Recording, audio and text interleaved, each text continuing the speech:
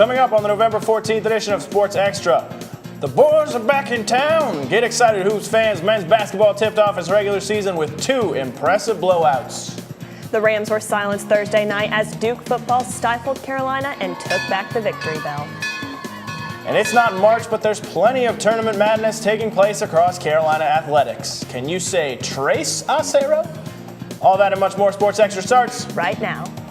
From the University of North Carolina School of Media and Journalism, covering the full range of Tar Heel athletics. This is Sports Extra.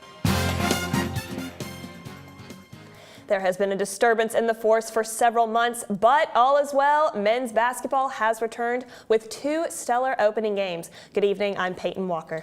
And I'm Rivers Upchurch. We can't say the same for football following that disaster in Durham, but wow, women's Olympic sports teams are straight up killing it. The 6th-ranked men's basketball team finally opened its season Friday in New Orleans, and the Heels rode the green wave all the way to victory. Junior Justin Jackson came out strong, sinking threes like that one, scoring a career-high 27 points. The Carolina defense shutting down Tulane, and Joel Berry proving he's ready to step up and take the charge. There's Jackson again showing off some offensive dominance. Isaiah Hicks keeping UNC's momentum going right here with the slam in the second half. And then Jackson for a 3, and Berry off the high pick and roll is going to knock down 2 of his 23 to secure the win. Carolina takes it 95-75. And against Chattanooga on Sunday, it was the Justin Jackson show again. The junior forward able to get it done on both ends of the floor. There he is, yanking the ball away on the drive. Coach Roy is going to be happy with the defense in this one. Here, Luke May is going to jump in the passing lane, and Carolina turns good defense into easy offense. Brandon Robinson with the jam.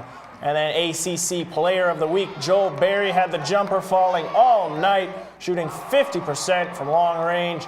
And then he's going to go all Iceman George Gervin with the old school finger roll. For some style points, Berry finished the game with 18 points, leading the Tar Heels to a 97-57 victory. So with that dominating performance, Carolina starts 2-0. Let's bring in basketball analyst Brett Thompson to break down what went right and wrong for the Tar Heels to start the season. Brett? Well, thanks, Peyton. We all knew what to expect from guys like Joel Berry, Kennedy Meeks, and Isaiah Hicks. But I want to talk for a couple of seconds about a couple of guys who showed immediate signs of being big-time contributors that may have flown under the radar. Let's start with All-American freshman Tony Bradley, who I believe can be the most important Carolina freshman since Harrison Barnes. Bradley scored double digits in each of his first 2 games in a Carolina uniform, but it's everything else about his game that I'm impressed with. Bradley's 7'4" wingspan makes him an effective rim protector, and even when he's not blocking shots, he's affecting them cleanly. And with foul-prone starters, that is a huge plus. Bradley also isn't afraid to bang bodies down low and finish through contact. Front court depth was a major concern entering the season, but I think Bradley will relieve some of the uneasiness among Carolina fans. So when UNC announced that Theo Pinson would miss 8 to 12 weeks with a broken foot, questions immediately arose about who could fill the void that the high-energy hustler left behind. Step right on up there, Kenny Williams. The sophomore guard was a highly touted shooter coming into college, and as you can see there, he can still do that just fine. But what Williams brings to this team is hustle, as you can see on that putback.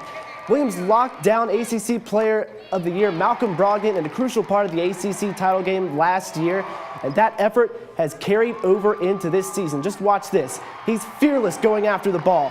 He's heady with passes like this one to Luke May, and he's quickly establishing himself as a Dean Dome favorite. Theo Pinson might be calling the police to report a stolen identity thanks to number 24. And Williams started the opener against Tulane but came off the bench against Chattanooga last night. But with a performance like last night's, he could easily find himself back in the starting 5. And while it's hard to nitpick a team that just won its first 2 games by a combined 60 points, stop me if you've heard this one before. I'm concerned about UNC's defensive rebounding. Opponents gobbled up 32 total offensive boards against Carolina in the first 2 games. And while part of this can be attributed to poor shooting percentages, the Heels are prone to falling into the trap of using athleticism to rebound instead of fundamentals. Roy? Watch this play by Tony Bradley. The Mocs miss, and that's not boxing out. That's being out of position. The Mocs corral the loose ball and have a fresh 30 seconds to work with. Mistakes like that will frustrate Coach Williams and potentially cause problems later on in the season. So Carolina will be back in action against Long Beach State tomorrow night at 8 in the Dean Dome. The game will not be televised, but you can watch it online on the ACC Network Extra, or you can tune in this Wednesday and catch the highlights on Carolina Week at 5. Peyton, back to you. That's basketball analyst Brett Thompson. Thanks, Brett. The men's team won by 20 and 40 points, averaging a 30-point final cushion. The women's team saw that and said, "What you can do, we also can do." It was the season opener and the first chance to see the team. Sophomores Paris Key and Stephanie Watts got the crowd excited with bucket after bucket after bucket. They combined for 35 points on the night, but it was freshman Olivia Smith who put the cherry on top with this last-second shot. The Heels win by 30, final score 84-54 Carolina. Now, the battle for the victory bell ended in disappointment when Carolina traveled to Duke on Thursday. It was a tale of two halves for the Tar Heels after the offense got off to a strong start. Mitch Trubisky threw for 2 touchdowns on the first 2 possessions of the game. But Duke has a star QB of its own in Daniel Jones, who finished the game with 94 rush yards and 2 rushing touchdowns, keeping the Heels guessing all night long. Fantastic freshman led the Devils past Trubisky, who threw 2 second-half interceptions, with that one sealing the deal. Duke pulls off the upset, 28-27. I mean, hopefully it's a reality check. I mean, the leaders of our team have to come together. We have to continue to push the guys and continue to stay hungry and win out. That's all we can control. Put this one behind us, learn from it, and just win next games. For more about what's ahead for the Tar Heels, let's bring in football analyst Paul Beam. Paul, what are Carolina's postseason possibilities? Well, Rivers, the sky is falling in college football. Carolina lost to Duke, Virginia Tech lost to Georgia Tech, and for the first time since 1985, 3 of the top 5 teams in college football went down. So what does that mean for Carolina? Well, believe it or not, nothing's really changed. Carolina and Virginia Tech still remain at the top of the Coastal Division. Both Miami and Pitt have been eliminated from contention because the Heels and the Hokies defeated both teams.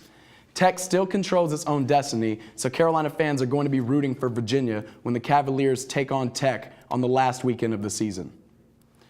Even though Carolina's hopes of getting back to the ACC championship game are slim, the Heels still have a chance to finish the regular season at a very respectable 9-3. This should put them in a good position to get a bid to a Tier 1 bowl. Carolina has virtually no shot at a New Year's Six bowl unless the Heels do make it to the ACC championship game and knock off either Clemson or Louisville. At this point, that's wishful thinking. So let's assume Virginia Tech wins the Coastal Division. The consensus right now is Carolina would play in the Sun Bowl out in El Paso, Texas, or the Tax Slayer Bowl in Jacksonville, Florida. All that being said, the Heels still have to play 2 more games this season. After that heartbreaking loss at Duke on Thursday, Carolina better refocus because the Heels had the Citadel at home on Saturday. The Citadel is an FCS team ranked 5th in that division and undefeated on the season. The Bulldogs have been virtually unstoppable on the ground, averaging 360 rushing yards and 30 points per game. The Citadel is an option team, and based on how well UNC shut down Georgia Tech in the second half of their matchup, I think UNC rebounds with a fairly close win, 35-27. So Carolina might have lost the game against Duke, but hey, at least I got to have some fun in Durham on Thursday night. Oh yeah, it's the moment you've all been waiting for. This year's first installment of Heels on the Bus.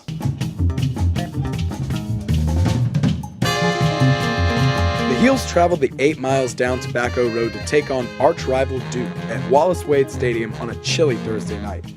Now, I know what you're thinking. Duke is clearly a basketball school, so why should I care about Duke football? Well, believe it or not, Duke has arguably a better football history than Carolina.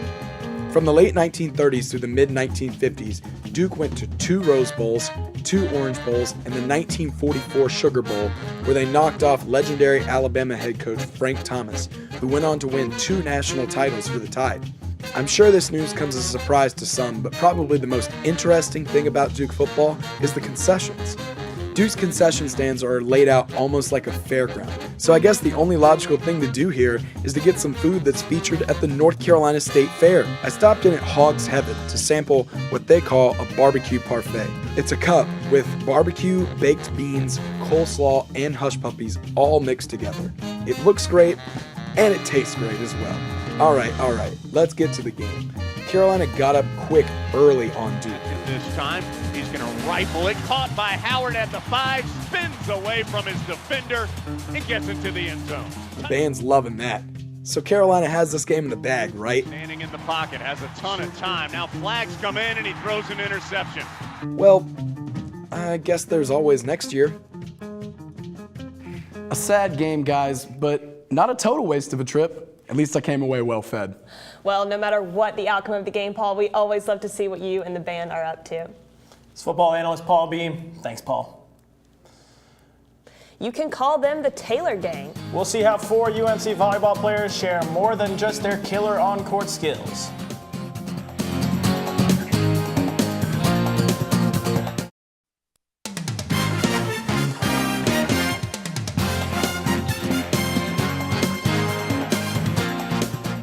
The next several game reports are brought to you by the numbers 3 and 0. As in 3 for the good guys and 0 for their clearly overmatched opponents. The volleyball team started the trend Friday against Clemson.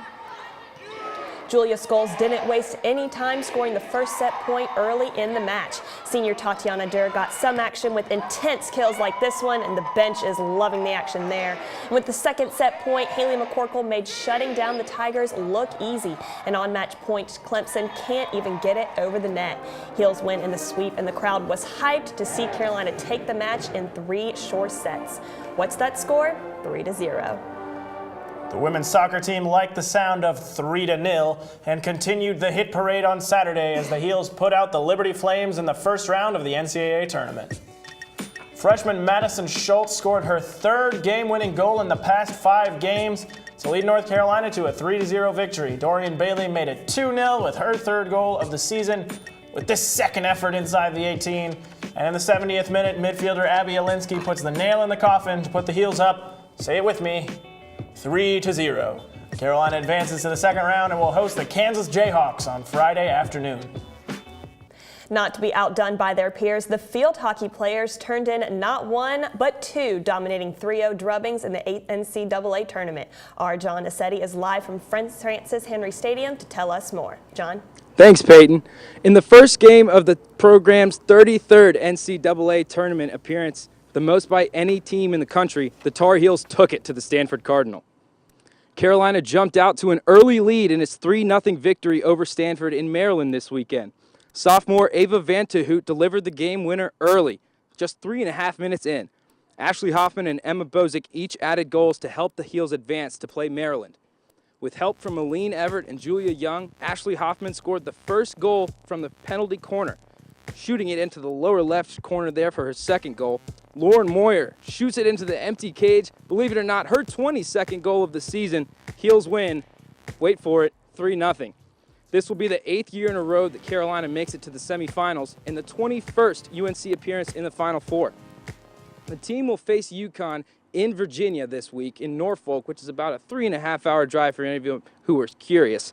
UConn is coming off of a 3-2 double overtime win over Syracuse, eerily reminiscent of the Tar Heels' own 3-2 double overtime win over the Orange earlier this season.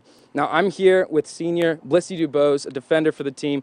Blissy, Maryland's been kind of a Final Four rival for the Tar Heels in the past couple seasons. What does it mean to be able to put them down in the second round this year? Well, it's always a competitive game whenever we play them. We know that it's going to be tough. We have to work really, really hard, be really aggressive. So it was just so nice to come out so strong. And especially since we've had such an up and down season, we've finally got the mentality that we're not going to give up. Awesome. And then, I have to ask, with 8 Final Four appearances in a row, but 7 years since you guys last won the title, how is this team trying to change things and avoid that disappointing finish? I think we're changing our mentality that we're just going to put everything out there and never give up and do our best to everything. So. And then finally, what would it mean to you personally as a senior who's gone through this kind of, up and down before? What would it mean to finally bring a title back to Chapel Hill? Honestly, it would be the greatest feeling that I could ever feel. I'm so excited for this weekend. I just wanted to be here so soon because I just want to kill them. I'm so excited. So, I mean, it would be awesome because our team deserves it. So. Awesome. And you heard it here first, guys. Back to you.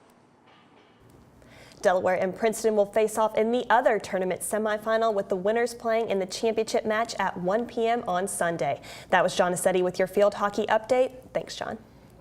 Good to see my fellow St. Anne's Belfield graduate, Blissy DeBose, on the Carolina field hockey team going to the Final Four. Now, okay, haven't gotten bored by the pattern. Members of the volleyball team came back on Saturday and said, let's make this interesting. We're going to spot Georgia Tech the first 2 sets. No 3-0 beatdown in this one. Let the furious comeback begin. Take a look at this spike by Taylor Borup, sending Carolina to an early 3rd set lead.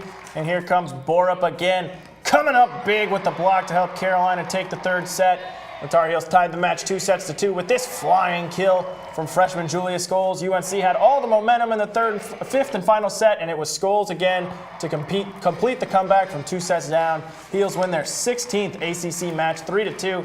In thrilling fashion. Fans absolutely loved it. This team will be going to the big dance at season's end. Carolina volleyball players, they kill, they block, they dig, they dominate. But 4 in particular are united in a special way, and as Jordan Jackson shows us, you can root for them at the same time. If you've cheered for UNC volleyball, it's likely too you've witnessed a winning play by Taylor, or Taylor, or Taylor, or Taylor. See a trend? That's because 21% of the team's players share the same name. Luckily, they've come up with a solution. My nickname's Frick. Tito. I'm Bo. Well, a solution adopted by all but one. Some people say, we'll say Taylor Tracy, but I am Taylor on the court. It's a 4-person clique Borup, the youngest of the group, uses to her advantage. They've been there for everything that I've needed, so it's really fun to have them. And it just so happens 3 of the Taylors play right on the front row. Cunningham off the block. Leaf combining with number 5. The triple Taylor block is really something that's come along this season. So looking to my left and looking to my right and seeing another Taylor is kind of cool. We've developed a small community bond amongst Taylors. A bond that's produced some incredible stats. The group's responsible for 58% of all Tar Heel kills in the season and 52% of all blocks. But Tracy adds, being a Taylor doesn't guarantee a starting lineup ticket. Whenever we go to practice or whenever we're playing games, we always have to be on our A game. We have to be competitive in order to maintain our spot. Still, though, on this team, Taylor seems to equal talent. But does being one of 4 ever get frustrating? We all are so different from each other so it's not that we all share an identity, we just share a name. So, if you're not sure whom to cheer on the next time you find yourself in Carmichael, go the safe route and root for Taylor. In Chapel Hill, I'm Jordan Jackson, reporting. The American Volleyball Coaches Association named sophomore Taylor Leith National Player of the Week last week, making her the first Tar Heel in program history to receive the award. Temperatures keep getting lower. Motivation is high for this good cause. The Eve Carson 5K is back and better than ever. Hundreds running to honor Eve's memory.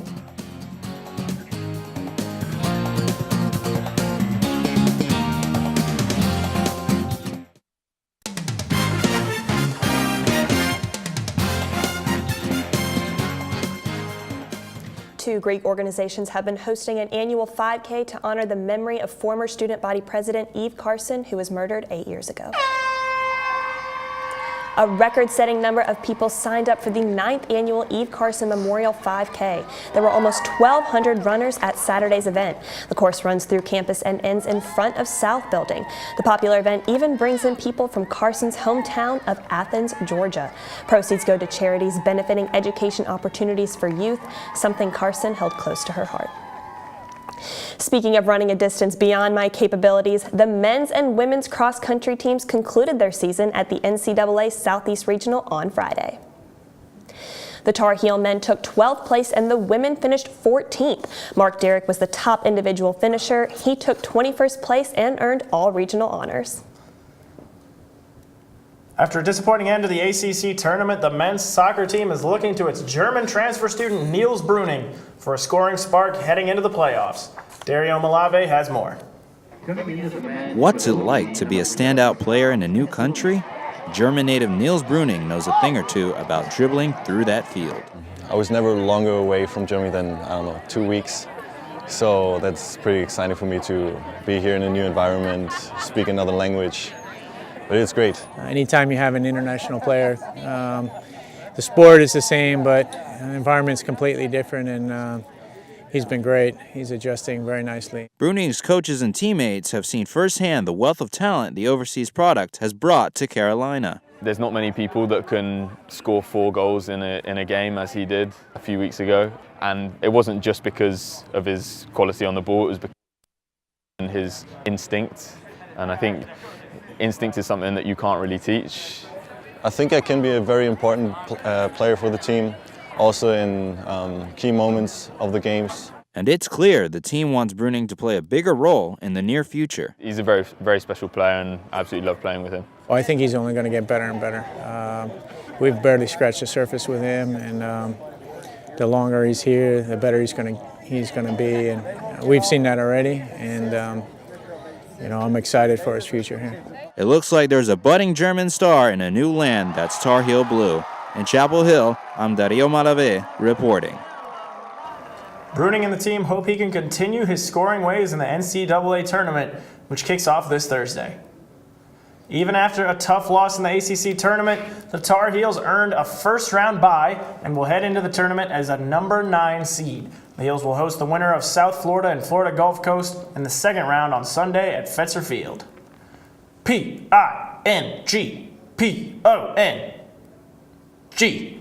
Not for these students, it's table tennis, thank you. UNC's competitive team is looking to change minds about the importance of this Olympic event.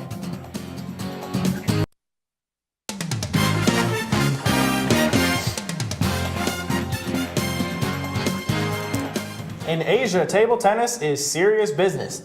But in the U.S., ping pong is more of a pastime. Jess Allen spoke with members of the UNC Table Tennis Club about how they're trying to change that perception.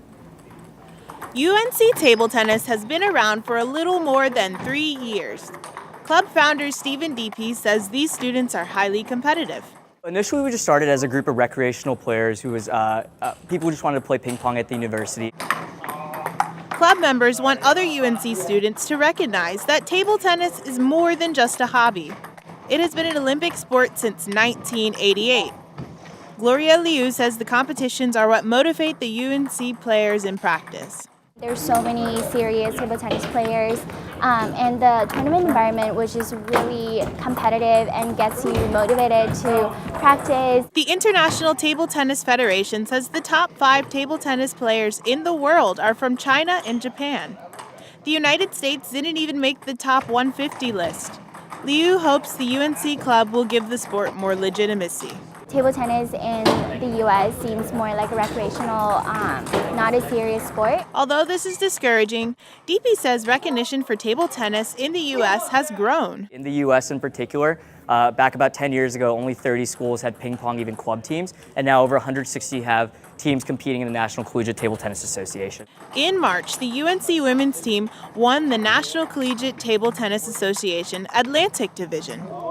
DP says the club is growing very quickly, and he still invites new players to join if those players are serious about the game. In Chapel Hill, I'm Jess Allen reporting. All right, Rivers, are you much of a ping pong player? I'm not really a ping pong player. We actually have a ping pong table at our house, but I don't even think we have paddles. We have plenty of balls and plenty that of cups. is key, though. yeah. I'm not much one of either, but might be a good sport. That does it for this edition of Sports Extra. Thanks for watching. Have a good night.